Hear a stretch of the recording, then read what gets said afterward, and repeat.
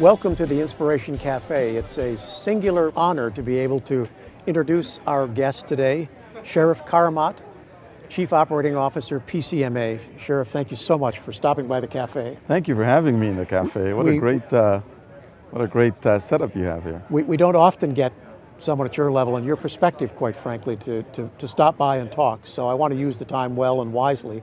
And I know that you bring with you a different perspective, a broader perspective, a complete perspective of all components of the industry, the hotelier, the planner, the AV provider, all of the players in the group, the convention bureaus. So I guess the first question is the value of meetings, the impact of this entire industry. Is that clearly understood? Yeah. I don't think so. I think that first of all and foremost, we did a research project as an industry defining the value of the meetings industry, which was done in economic terms. Now we have to understand what that means and how does the meetings industry drives business success. How does it drive strategic and scientific progress for organizations? How does it change the social agenda? Meetings play a vital role in the success of organizations of all types and all social causes and research. So to get to understand how that works and for the players in the meetings industry to have a seat at the table, I don't think we've done that effectively as yet. And so having that first basis of the financial aspect of the financial impact of the meetings industry is just one leg of the stool. And we need to have all these other areas where we're showing how the medical community has progressed because of meetings, how organizations are progressing because of meetings. And I think there's a lot of work to be done there. And it seems, because first of all, by using the numbers, you get businesses' attention. Sure. And the government's attention in terms of total impact on GDP. But I also think that some of the things we've talked about in other episodes of the cafe have dealt with the fact that planners need to think of themselves more in terms of strategy, not just logistics. And I'm guessing that's what you're talking about. Well, absolutely. I think strategically a planner is much more valuable to an organization. You need to have a seat at the table. When you think about logistics, it can be easily outsourced. And is logistics advancing an organizational cause? One is hard pressed to justify that if they're tough times, and very, very competent companies exist that can handle your logistics. But to bring the strategy and to understand the inner workings of your organization and to be there to advance the causes of the organization, it takes a whole different skill set and a skill level. So, and that's exactly what I'm talking about. How do you connect those so that the organization understands the value that a meeting professional brings to its organization? Which then over time begins to illustrate to the country as a whole the value of meetings and the contribution they make. So it's a chain of events, I would guess. Absolutely, it's critical, and I don't think anyone realizes this, but it was talked about yesterday in the general session by Morten Hansen that the meetings industry is economically much greater than the automotive industry in our country, and yet still our industry is hardly recognized. And I think strategically it's because we haven't done a good job of telling our story. Do you think that's because people look at it as the tourism and travel industry, or I mean, well, they understand? Well, I actually think that's a great point, and I believe that tourism and travel gets misconstrued with meetings and events. Right. And meetings, convention, and business events it's not tourism. It's economic development. It's economic vitality. It's completely different, and tourism and travel is such a different discipline, but absolutely there is somewhat lumped in. Yeah. And that's not just true in the U.S., is it, in terms of the global footprint of meetings and PCMA? And no, but I would say that in the U.S. we have advanced further in that messaging about the value of meetings, conventions, and business events. However, I think in Europe, Asia Pacific, they are really coming along very quickly. So. Is that industry, as far as you know, unfolding the same way the U.S. did? Well, globally, I think there's a lot of opportunities, for example, for PCMA. There's an incredible opportunity globally for PCMA. Asia Pacific is growing rapidly. There's a desire for higher education. In Europe, it's on the maturity scale, it's further along, but certainly there's a great desire for education there.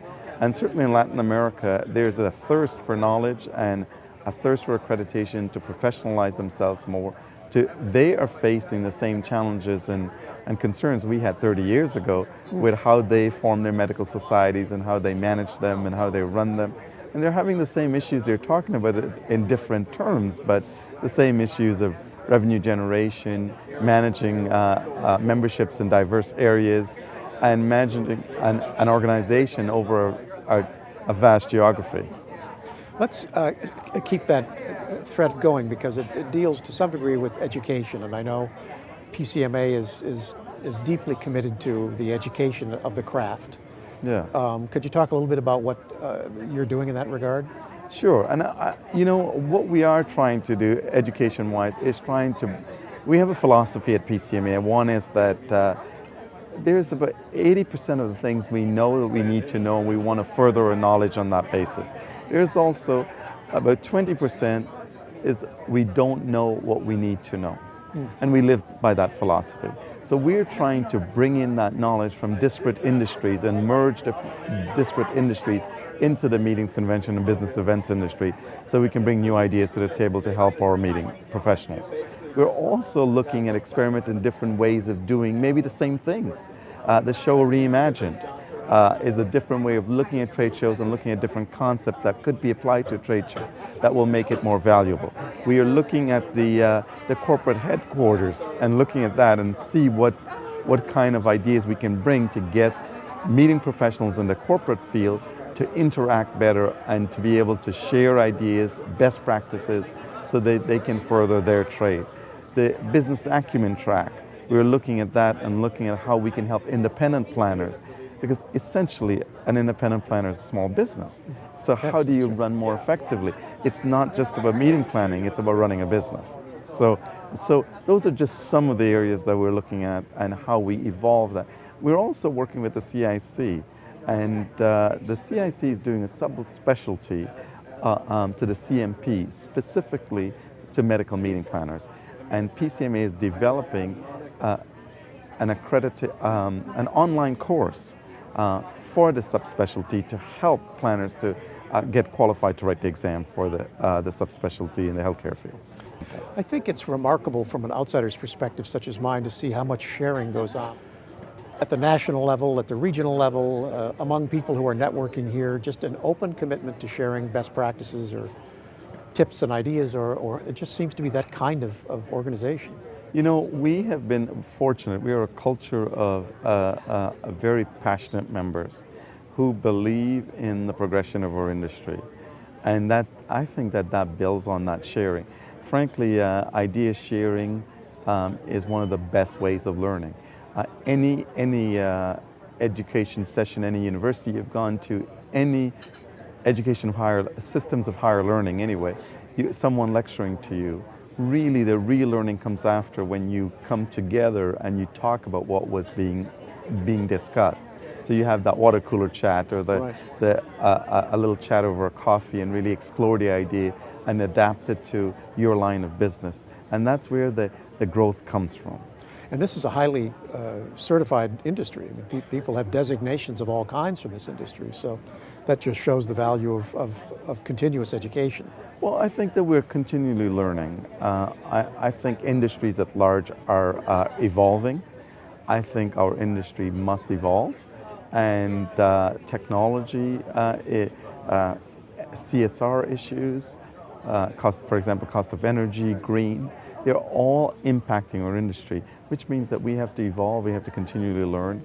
So accreditation, whether formalized or just knowledge in general, is critical to be successful in this industry. Threats? What do you see on the horizon that concerns you? Anything? Well, threats, opportunities, they're all there. I think that we have looked at, in the immediacy of things, certainly the economy has been an issue. It has impacted the corporate world a lot, but you see that in the last 2 years coming back. Certainly the Eurozone and the fiscal cliff issues, those are big issues that we've all discussed. So economically speaking, I think that we've been impacted. Certainly one of the things. I think we're still struggling with issues domestically to get people into the country and ease of entry into the country. So that's another issue. But by and large, I think we are on a slow upward growth curve. So I think that we have gone through a very tough period, and we're starting to rebound. One last question, because Sure. that rebound and the upward growth period is going to be driven by the next generation. So Sure. I have a feeling you're the kind of organization that is committed to growing young people. Is that fair? I really like this question, and absolutely we are committed, first of all. 2 years ago, our then chairman, Susan Katz, said she would like to form a task force for emerging leaders. And we implemented a whole section of our membership called Emerging Leaders. We've always been very involved with students. As you know, we write the textbook PMM, Professional Meeting Management, for universities and students. But we were looking at emerging leaders, but for those individuals that are in the industry under 5 years. And that's what we're looking at. Well, our current chairman, Johnny White, is going to enhance that Emerging Leaders program, and he is instituting a program called 30 Under 30. We're looking at individuals who have done innovative work around the world, the 30 top best and brightest. Around the world? Around the world. And we will showcase what they've done at Convening Leaders every year. And every year we'll have 30 individuals. We'll showcase them in Convene magazine. We will showcase them in the Learning Lounge at PCMA Convening Leaders. We will also potentially do a conference for the 30 Under 30 and really encourage them to get in the industry and demonstrate their new innovations, how they're shaping the industry of the future, and how they're moving the industry forward. So it's important is almost a light word. It's critical to our future and our success to getting young people involved. One last question. I don't mean to throw a surprise at you, but if you think of the audience out there as planners, your contemporaries, your colleagues, I mean, is there a message you can leave with them as to where we're heading in the future, just in terms of their industry, their craft? I think that we're positioned more than ever as a meetings industry to shape not just our individual success, but our organizational success. And I think that more than ever, PCMA and organizations like ours are taking our profession seriously. And we are really being able to provide the level of knowledge and education that are equipping and providing the tools to our planners to be able to be that strategist for their organization. So I'm very optimistic. Beautifully said. Thank you, Sherrif. Thank you for having me. We've been speaking to Sherrif Karamat, Chief Operating Officer, PCMA.